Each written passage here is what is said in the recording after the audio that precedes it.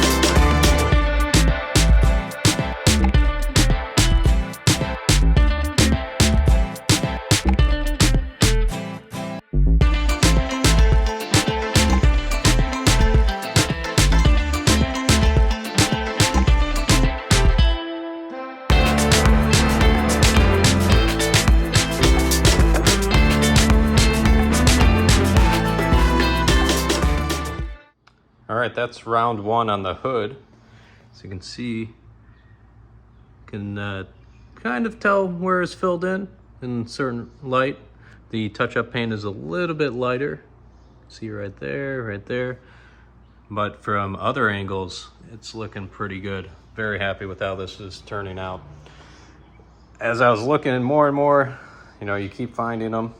And then once you fill in the big ones, you start to see some of the smaller ones. So if you really zoom in here, you can start to see the small ones, and that's really just like a one tap to try to fill that in.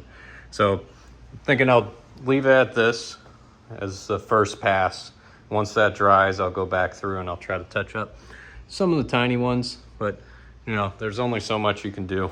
Now I'll move on to the front bumper.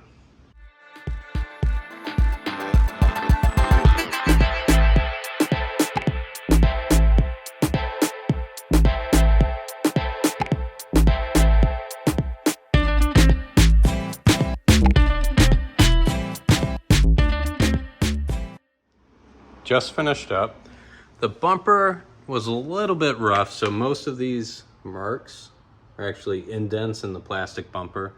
So I wasn't able to fill those in. I just filled in the ones where the paint was missing. So the bumper still looks pretty rough, but the hood and the fenders all look really good. So I went around, I filled in a couple spots on the doors, even on the mirrors. Looks like I missed one or two. I'll go back through and cover those later. Had those marks back here. You can still kind of see them, but you really have to zoom in now. And then I had the big mark over here on the door. You can see that one, but hey, it blends in a little bit once you take a step back.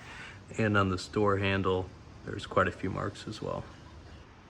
Going to give the touch-up paint a couple days to dry, and then I'll go through and do a full paint correction on the car. You can see that the paint's in pretty damn good shape. Not too many scratches. You really have to look for the scratches. But there's a little bit of cloudiness on the bumper, so I'm still going to go through and do the full paint correction. And then after the paint correction, I'm going to do a ceramic coating.